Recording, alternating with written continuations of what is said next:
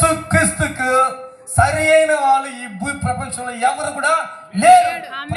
యేసు கிறிஸ்துக்கு சரிசமமாக யாருமே இல்ல. அவரால மட்டும்தான் ரட்சிக்க முடியும். இயேசு கிறிஸ்து நாமமே தவிர வேற எந்த நாமத்துக்கும் ரட்சிப்பு கொடுக்கிற வாய்ப்பு இல்லவே இல்ல. 100% உண்மை. நம்பினா வாழ்க்கை மாறும், நம்பலனா வாழ்க்கை வேஸ்டா போயிடும். ఆమా అది మట్టు నాకు சொல்ல வரல. ఇది వాస్తవమే చెప్పడానికి రాలేదు. ప్రభువైన యేసుక్రీస్తు మరలా ఈ భూమికి రెండవసారి రాబోతున్నాడు. యేసుక్రీస్తు రెండవ ముறை வரப்போறாரு. పరలోకத்துக்கு పోணுமா வேணாமா? నరకத்துக்கு పోணுமா?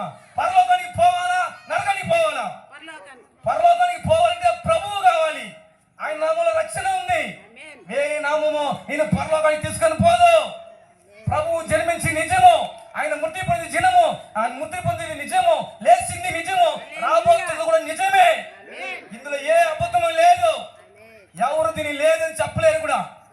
కాబట్టి ఆయన మరలా రెండవసారి ఈ భూమికి రాబోతున్నాడు. మనమందరం సిద్ధపాటు కావాలి. ఈ విషయం చెప్పడానికే మేమందరం వచ్చున్నాము. ஆண்டவரா இயேசு கிறிஸ்து மறுபடியும் இரண்டாவது முறை பூமிக்கு வரப்போறாரு. அவர் வருகைக்கு நம்ம எல்லாம் ஆயத்தமாகணும். வியாதி நீங்கதோ, பேய் ஓடுதோ, பிசாசு அப்புறம் கதை. నీ పరలోకపు సొంతకారణ మారి. నీ వ్యాధులు పోతున్నాయో, బాధలు పోతున్నాయో, కష్టాలు పోతున్నాయో తర్వాత విషయం. నీవు పరలోకానికి వారసుడిగా కావాలి. ముందుగా